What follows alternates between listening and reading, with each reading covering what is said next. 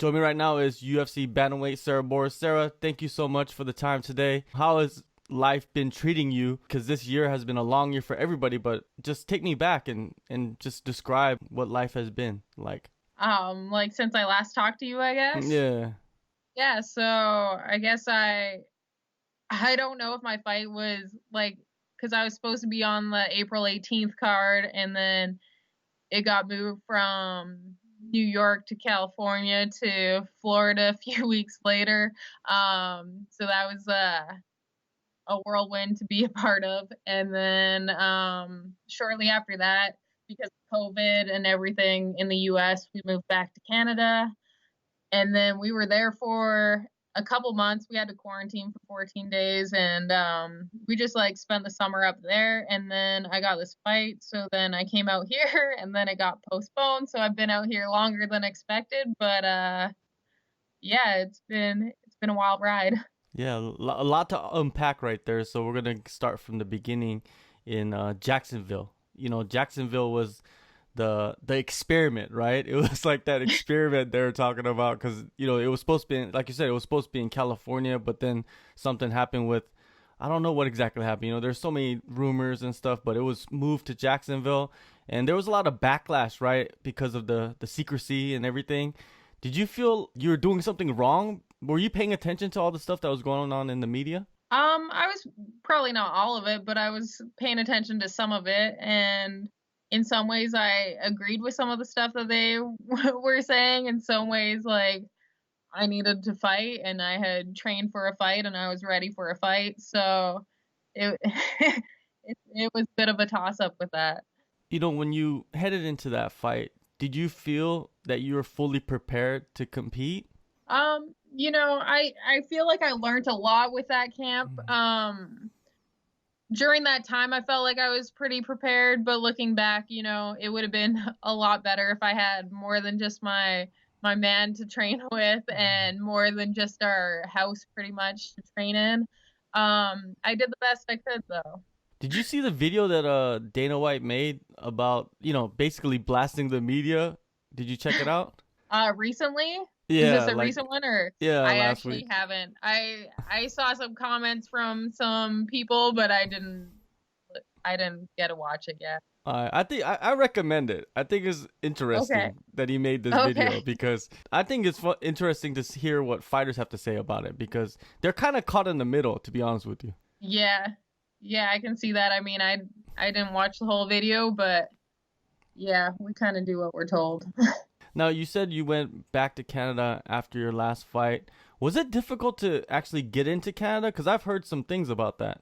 Well, I'm Canadian, so it wasn't that difficult. We drove up there, so it took like 2 days to drive up there, and then yeah, just crossing the border. There was no lineup for once. And yeah, we just came in, and then yeah, mandatory quarantine, and we had like Nevada license plates on our cars, so people were reporting anyone with US license plates for driving around. So yeah, we really couldn't do that, and we had to stay in quarantine. And but it was nice. It was like pretty much summertime there, and we did like a lot of gardening and just chilling out around the house, so it was pretty sweet. It must have been nice because you were stuck inside the house for so long, and then you get to Canada. It's a little bit more free, a little bit more open up there. Yeah, I mean, like the 14 days we were still stuck, but I guess a little more free and a little more open. And it was just like we kind of came at the perfect time because Vegas was getting a little too hot to be outside, and Canada was just starting to be warm enough to be outside. So it was like the perfect timing. So you said you spent the summer there. When did you actually get back to Vegas? I got back a few weeks after I found out about this fight, which was in September. So mid September is when I came back to Vegas. At that time, there were reports that you were supposed to fight Melo on November 7th. What actually happened with that situation? Yeah, to be honest, I got COVID. So I had it was right at the end of my camp, and I had to quarantine for 2 weeks, and then I just didn't have enough time to get back ready. Like it would have been out of quarantine right into fight week, and yeah, it was just too much. So they postponed it. How did you feel during those 2 weeks? Did you have a lot of, I guess, ill symptoms? I didn't, but I had some mild symptoms. I thought a lot of it was to do with the fight camp, to be honest, because I had broken my nose, so I thought the congestion was because of that, and I was fatigued, but I was at the end of my weight cut, so I just thought I was tired from being in a calorie deficit. And then I got tested, and yeah, it wasn't just the fight camp. So after that, I felt extra fatigued, like super tired throughout the day. But that was really my only symptom. So when they decided that you were going to fight in January, when did you actually step back into the camp? Um, I found out like while I was still in quarantine that I was going to be postponed, and then right like at the end of my quarantine, I got like a tooth infection, so then I like had to deal with that and was on antibiotics, and that took a few weeks, and then I came back like after that, I guess. Wow, it's a lot of obstacles throughout the year. Yeah, but I mean, that's kind of normal, I guess. Is it? Is it? Because Las Vegas has so many fighters now. There, it seems like they've all congregated in that city, and there's fighters that are there just to maybe step in on late notice that are not even contracted by the UFC. So, is it kind of a hotbed right now in Las Vegas? For COVID or for fighters? Well, Everything, everything. yeah. Yeah, I definitely say there's more fighters around now, like high caliber fighters. And yeah, I mean like the whole US seems to be going through a bit of a shit show with COVID right now, as per like the entire year, but it seems to be getting worse here right now. With the fighters being there, like you said, there's high caliber fighters. Has it been good for you? More bodies for you? Um, a little bit. I mean, Panny just fought on the weekend, and she's been at the gym, so I got to train with her this week, which was really really awesome. Um, but that's about it for me training with some of the higher level fighters. All right. Now, after every fight, you go back, you assess the performance. Did you make any adjustments from that time, from last, I think, was it April or May, after that fight? Yeah, I've definitely worked on quite a few different things and trying to improve all the time. So there's definitely stuff from that fight that I feel like won't be an issue anymore. Melo, she has competed 3 times in the octagon. Have you watched her fights, and what do you think about the performance she's had? Yeah, I've watched her fights. You have to be good to be at this level. Yeah, you have to be good. But I do see holes in her game that I'm gonna capitalize on or plan to, and yeah, I'm excited for it. Like, what kind of style do you think she presents, and how do you think it stacks up against yours? I think she's got like, in a way, a similar body type to me. She's got really thick legs. Um, I think she's a heavy hitter, and I think she's like a brown belt on the ground. Although I feel like I'm better in that area.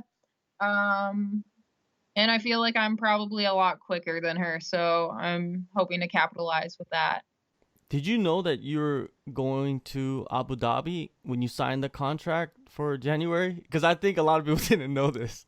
No, honestly, I was told Vegas, but Oh. yeah, so I was like in Vegas. I'm like, ah, yeah, and then a few weeks later, I found out that it was going to be in Abu Dhabi, and then I was still getting told like, oh, it might be here, it might be there, but yeah.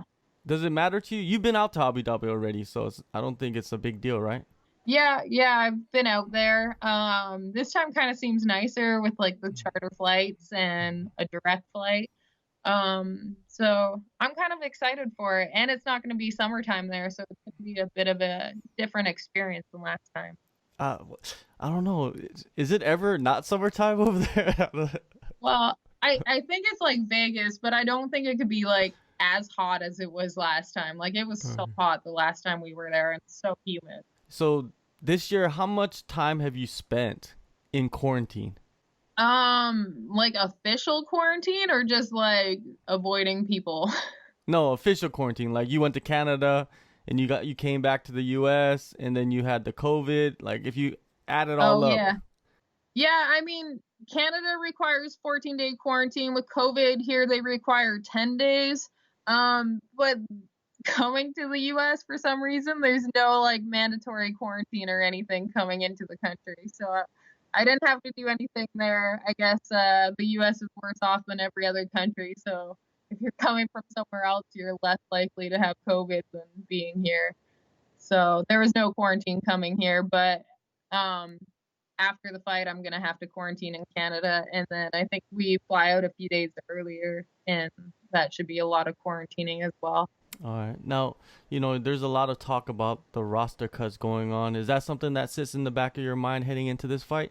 Yeah, I mean, it's sat in my mind the last few fights. I feel like I'm improving and I'm finding myself as a fighter, as a person, getting my mental side of it all down, and I'm hoping it I don't get cut, but I'll be all right whatever happens. But my plan is to stay with the UFC. Of course, of course. How do you see yourself performing against Melo? I think I'm gonna do really well. It's yeah, it's been a long time coming, and I know I haven't had the best outcomes lately, but yeah, I feel like it's my time. What makes you confident heading into this fight? I know you're always confident heading into fights, but it seems like this camp, it's been a long one, and you've made some adjustments. So, what exactly could you tell me without revealing too much? But tell me like what did you do? I think probably having that like break in Canada really helped. I reconnected with one of my strength and conditioning coaches from a while ago, and he's just like such an elite level trainer. So I got to work with him while I was in Canada, and that really stepped up my strength and conditioning game. Um, and I've been like continuing to do his style of workout since I've been here. So I feel like that's really upped everything. But I think also just having some like a bit of time off and recovering and just like getting back into the swing of things when I got here. Um, and then here I've been working with like a lot more girls too. So that's like a different aspect that I haven't really had the chance of before. So it's been real nice, and just being able to feel like what a girl feels like, strength and movement and everything like that. So I feel like that's going to be real beneficial for me as well. With your work in strength and conditioning, when you go into like sparring or grappling or whatever, do you feel the difference right now? Yeah, like I felt it immediately. Like I had a few months off of MMA training. I trained a little here and there back home, but there wasn't really the same sort of opportunities as here. So I did strength and conditioning for about a month before I came out here. And jumping back into sparring after having that much time off, it didn't feel like I had any time off. Like I felt great going into it. I had conditioning the whole time. I had strength. I feel like I'm getting stronger. Yeah, it's just been great all around. So we could probably see you ragdolling her somewhat around the cage. Yeah, possibly. She is a big girl, but I think Yeah. it'll be less likely that she'll ragdoll me now. All right. Well, I'm looking forward to a January 16th UFC Fight Island. Thank you so much for the time, Sarah. It's good catching up with you. Good luck on this fight and all the best. Thank you. Good talking to you too. Take a move in the ring. You can hit me with a word you fling.